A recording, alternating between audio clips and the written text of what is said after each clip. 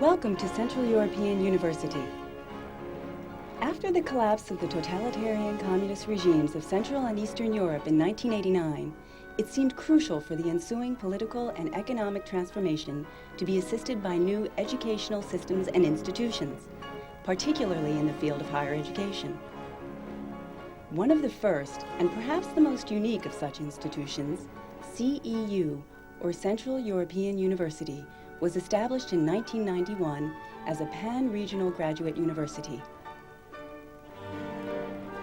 CEU was based upon British philosopher Karl Popper's philosophic principle of an open society, and its founder was George Soros.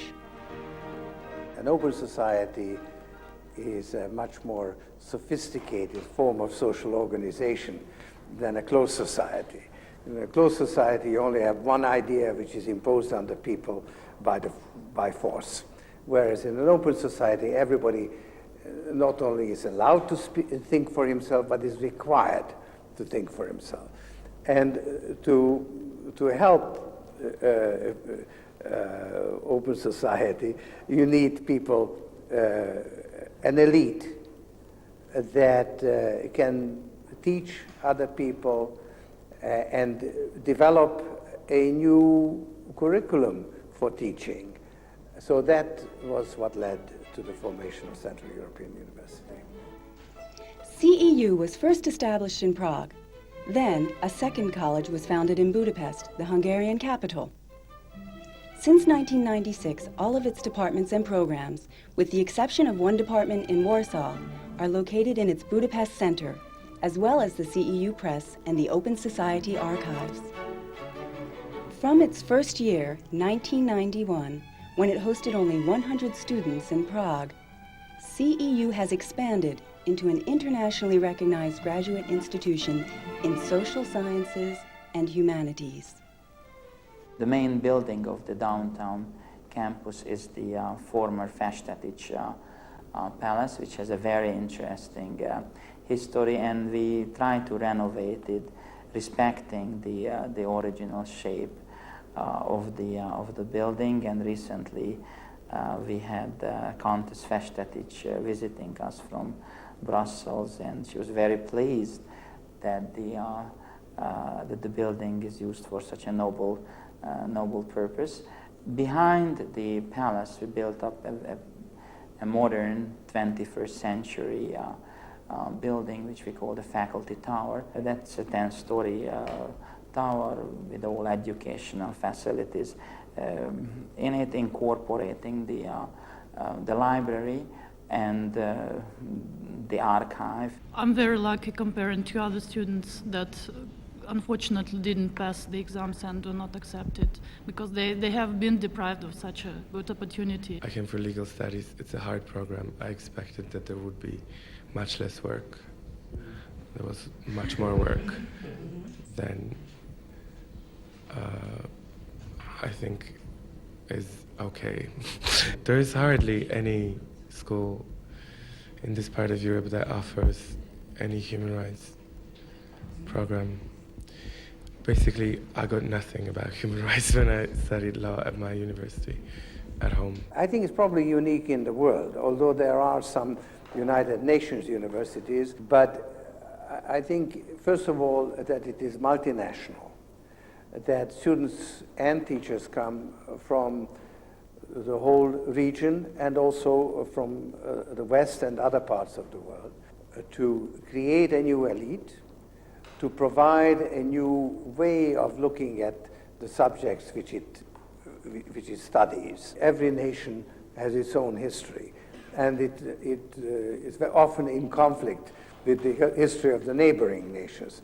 To have some process where the various national views are reconciled is a very important mission. During the academic year 1998-99, CEU enrolled nearly 750 students from 40 countries, including those of Central and Eastern Europe and the former Soviet Union, Western Europe, North America, and Asia. I come from the Democratic People's Republic of Korea, and I'm studying at economic department. So our group just not only take class in economics but also other subjects like legal studies, general management. It's different from a standard European type of education because it's not that you read 30 or 300 pages for 5 days before an exam, then you pass an exam and that's it. It requires class participation, day-to-day participation, which is totally different. So the whole concept of the Socratic method, which the Americans apply, comes up in here, and it's effective in a total different manner. The concept of CEU had first been discussed in 1989 by a small group of concerned individuals, many of them former dissidents, at the Inner University Center in Dubrovnik in the former Yugoslavia, a site which since then was brutally destroyed in an ethnic war. Among those who later went on to become associated with the university were such internationally and regionally prominent thinkers as George Soros, Peter Hanok, Miklos Vásárhelyi, William Newton Smith, Andrei Boitar, and George Litván. We met, and I think this was the first case. Academicians, professors, students from all over Central Europe, Croats, Serbs, Slovenes, Hungarians, Czechs, other people who didn't have any contact before. They had a common line. This was, they were all in some way dependent from the big Soviet empire. And now we try to find our Central European identity. We found it in the discussions and conversations, but we decided then we should build the youth, the future, in the same spirit. And this was the basis of the idea to found a Central European University where students can be built in this spirit. The most important contribution is probably a candid discussion which is lucid about Eastern Europe and Central Europe in general.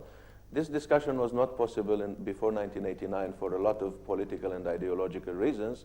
People simply had to speak about Central Europe as a kind of intellectual and political project directed against the Soviet occupation.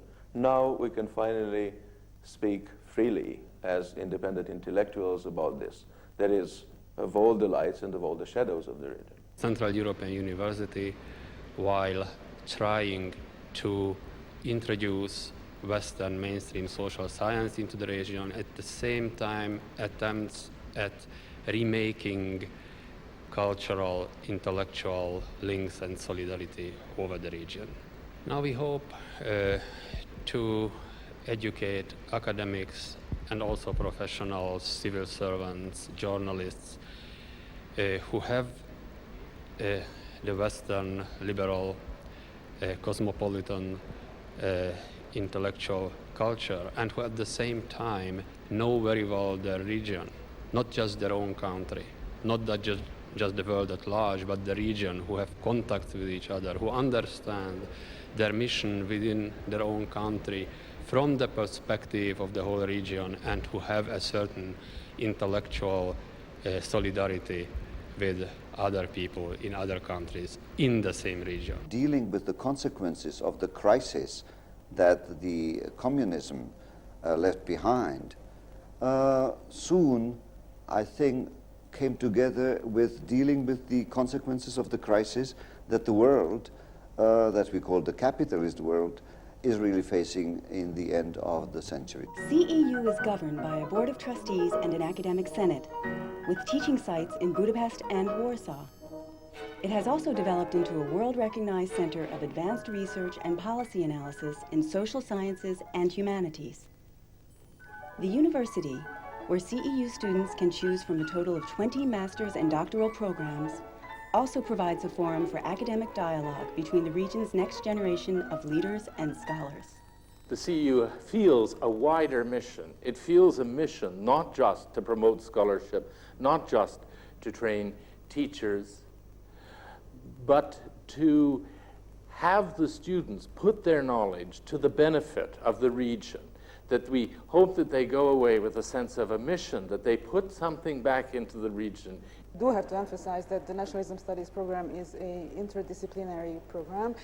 The students who come to our program are students who, coming out of long studies in their own selected disciplines, seem to want to approach the problem of nationalism from several sides and using the results of the various disciplines outside their more narrow field of specialization.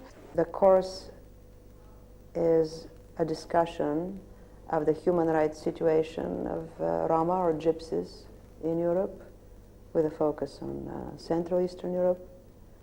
It's a discussion of the realm of fact, the realm of law, and also of strategies of human rights activists to combat human rights violations, to defend Roma. Of course, it's really hard, and we really have to learn and work a lot, but there is a fruit after the university.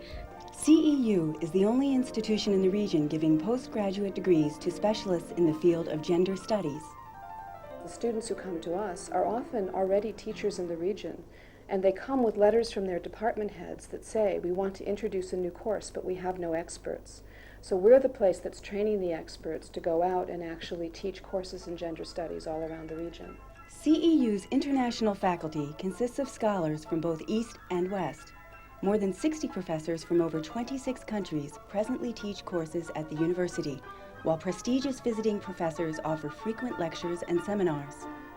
Among such visitors who are leaders in their fields have been Ronald Dworkin, Ernest Gellner, Sir Karl Popper, and George Conrad. Having so many countries represented in your classroom is a unique experience.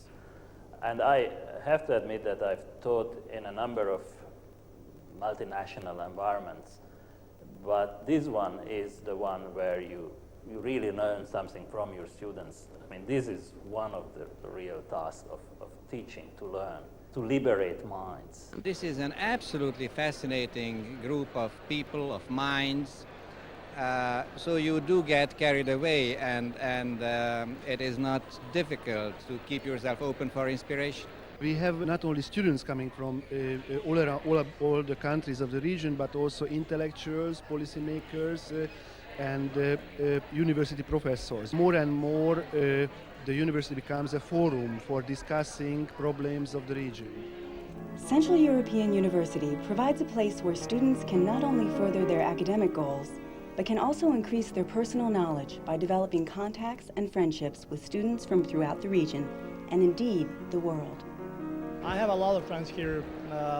This is one of the great advantages of being here at the CEU. You make so many friendships from people coming from all over the places, and it's a great privilege indeed. One has to get back to the medieval roots for becoming really European, because this medieval studies is somehow giving the basis for all what CEU wants to do. CEU is a university with an outspoken mission. It wants to introduce modern approaches, new fields. CEU trains a new generation of scientists, researchers, and professionals to meet the complex challenges presented by the state of the environment in the region. The main idea of this department is to create a network of professionals who share similar ideas and can work as practitioners in the sphere of nature protection in their respective countries. The department is a part of the United Nations network, which is producing the new official United Nations report on the state of the global environment.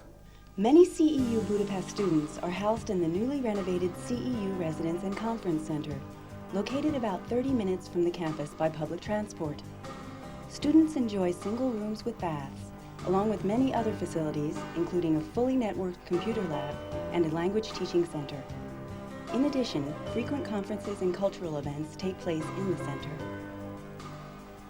Here in this lab we have very advanced and up-to-date hardware and software tools, and we are trying to emphasize our research into a very new and emerging direction in modeling. This is agent-based modeling. We have parties, or we go out into the city to some places because, well, Friday or Saturday, all young people like to relax a bit, well, to go for a dance or to have a beer or something like this. I like to go to Old Man's Pub, made in mine, as far as I remember, Garage, and that's probably like the top 3 places where our students like to go. But actually, you can meet CEU students wherever in the city, well, because they're like quite active and like to they work hard and like to have a good time as well. Upon graduation, CEU graduates receive diplomas accredited by the Board of Regents of the State of New York, which are also fully recognized by the Hungarian state. The CEU commencement ceremony is held in one of Budapest's most beautiful Art Nouveau buildings, the Museum of Applied Arts. The main activities of the university are in Budapest because it has a rich intellectual soil from which to draw its strength. It didn't have that, unfortunately, in Prague. So I think the university has established itself, but it is not a Hungarian university, even though I come from Hungary, and of course it's a great pleasure for me to return here. Central European University is located at the heart of Europe. Hungary can justly be considered the economic and cultural meeting point of Eastern and Western Europe. What I find particularly interesting about Hungary is that because Hungary is such an exception in terms of language, the language is not close to anything else in the region. Everybody who comes here is equally distant from the Hungarian culture.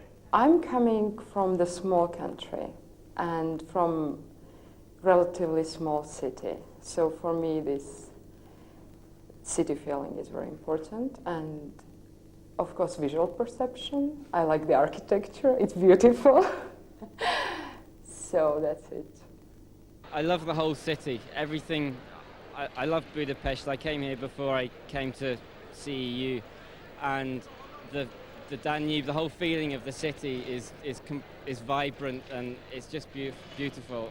The university has been extremely enlightening for me because I've had top professors from all over the world come to teach me, give me a completely new perspective on the world. It's been fantastic, generally, yeah.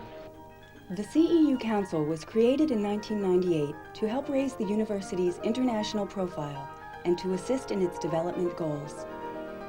Former U.S. Ambassador to Hungary, Donald M. Blinken, is its first chancellor. Well, you know, after 4 years as ambassador of the United States in Hungary, I came to the view that the wonderfully bright young people, not only of Hungary, but of the entire region, had everything it takes to be successful in transforming this part of the world, except a good positive attitude towards their future and towards the world. And it seemed to me, therefore, that CEU, which was inaugurated just 7 years ago, to begin to teach the brightest young people of the entire region what their world is about, how it relates to history, how it relates to Western Europe and to the United States, was providing a great and unique opportunity. One of the reasons I've taken on the chancellorship of the Central European University International Council is to do just that. I think CEU is well known now in Central Europe and the former Soviet Union, but it's not well known yet in the United States or Western Europe. It should be, it's important, and my job is to help it get better known.